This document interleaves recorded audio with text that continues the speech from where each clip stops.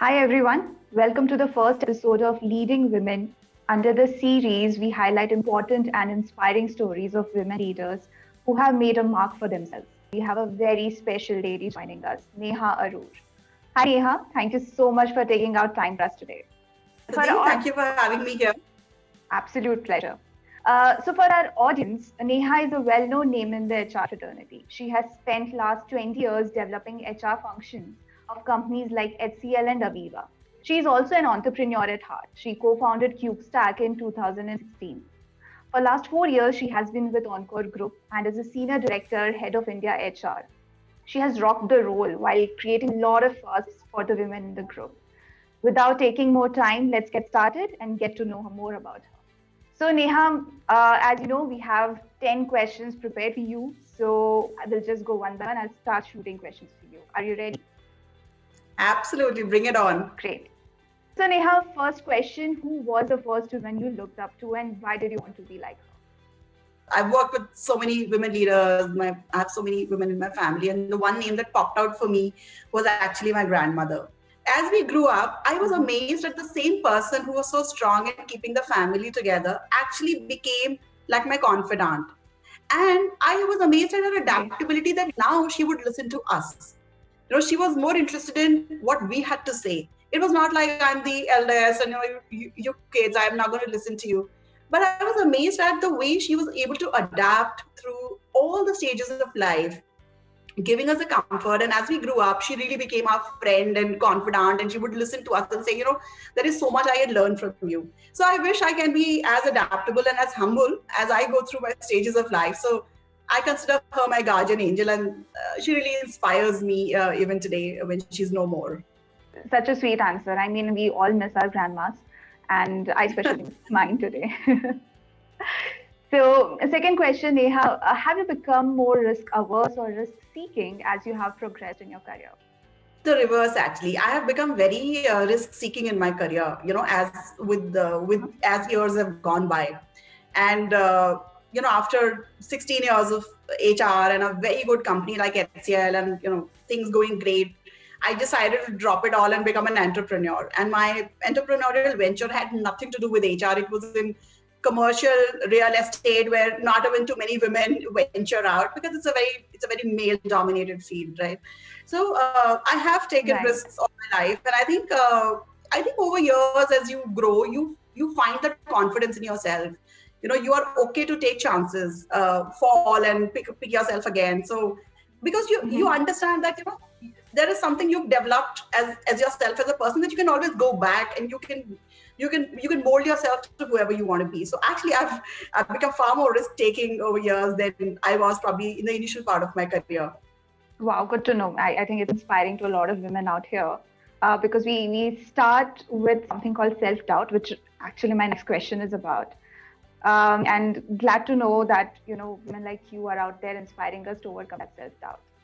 So my next question, Neha, is that what are some moments of the self doubt that you have had in your journey, and how did you manage it?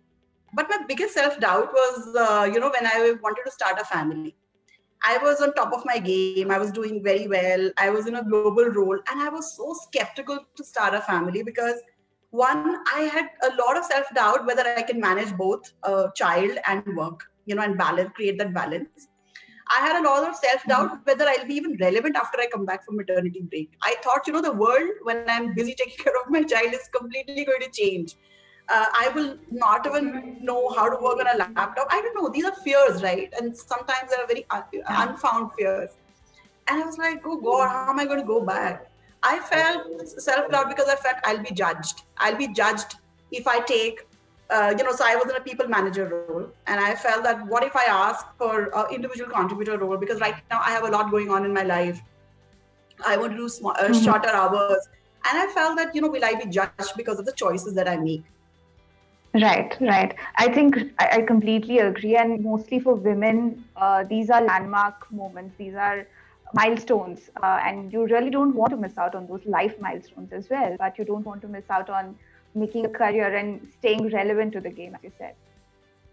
What do you think is the biggest challenge for the generation of women behind you?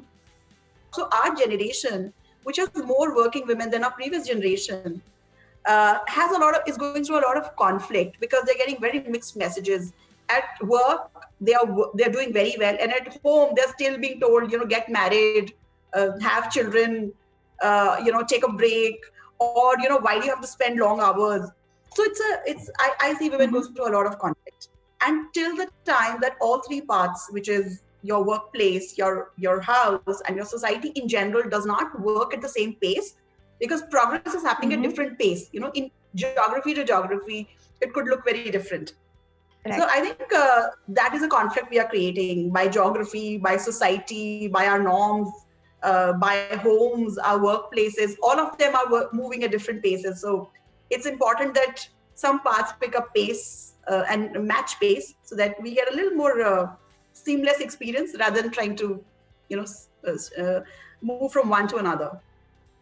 Correct. And I completely agree with you. I mean, the cultural background to the kind of conflicts that you're mentioning are not really relevant to men. It's just relevant to women, and that's not fair.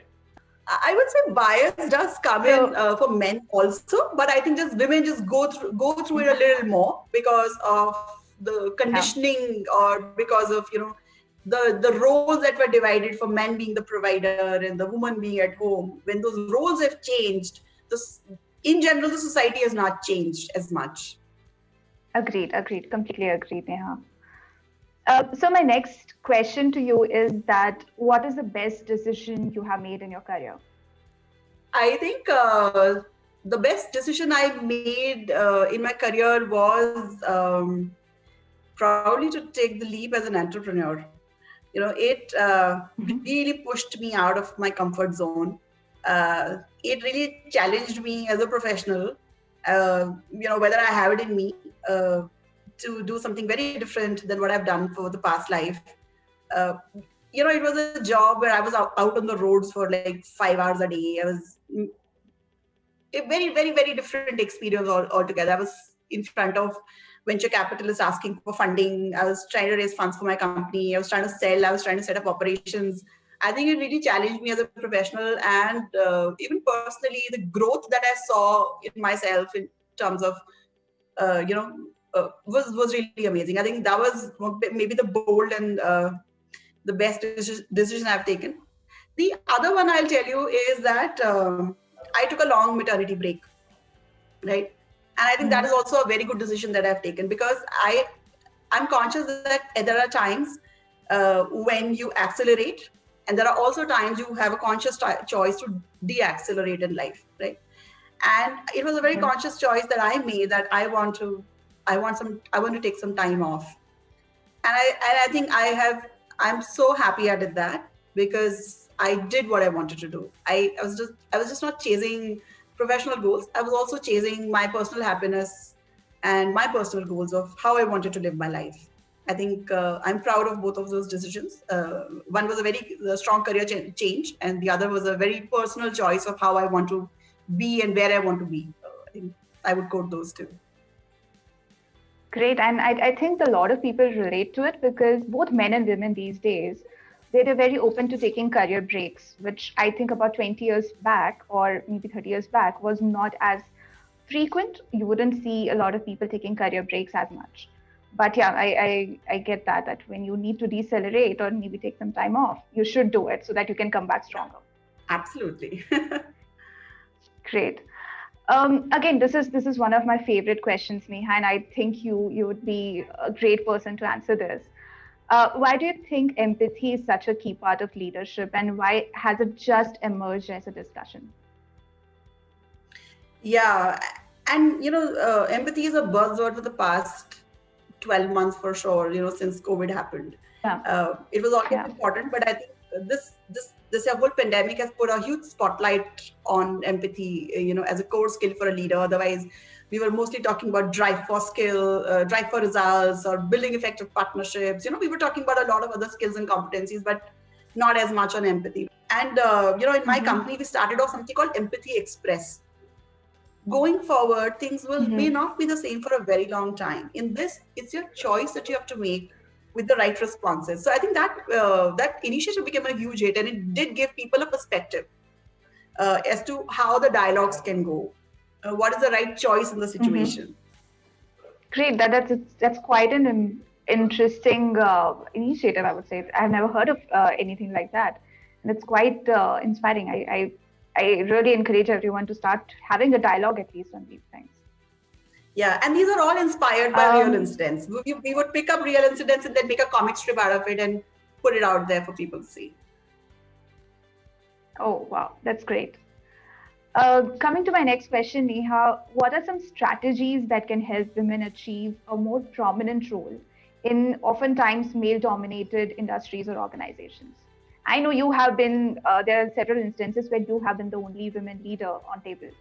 And I'm sure you have developed some tips and tricks, which I would love to have you share with the audience. And then the third is, as women, sometimes we judge other women instead of supporting them. I've seen that also a lot, right? And we need to support each other. We need to stop making judgments about what the other person is looking like, where they are from, what they're wearing, how they think, how they, I may be more progressive. The other person is not thinking, the other person is more shy. But this is the time when you hold somebody's hand and mentor them and be their ally. So I would say that, creating a women network group wherein you can talk about these fears, somebody needs more help than the others, so that they feel that they are not alone in this journey. I think you should stop judgments. Many women groups can come together and provide that support.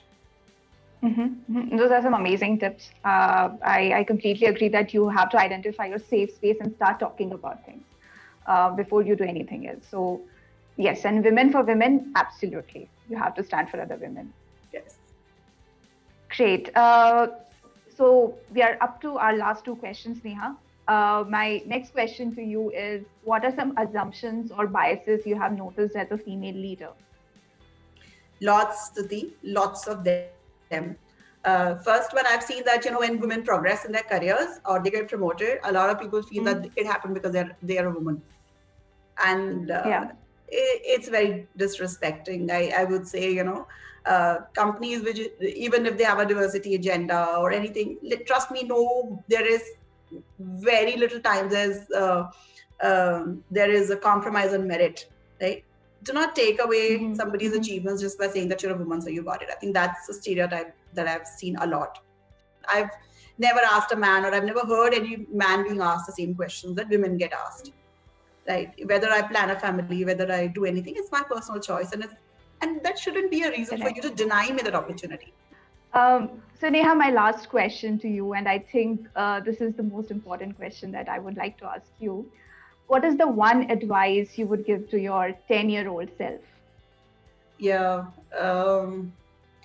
I think the advice that I would like to give to my 10-year-old self is that I can be whoever I want to be.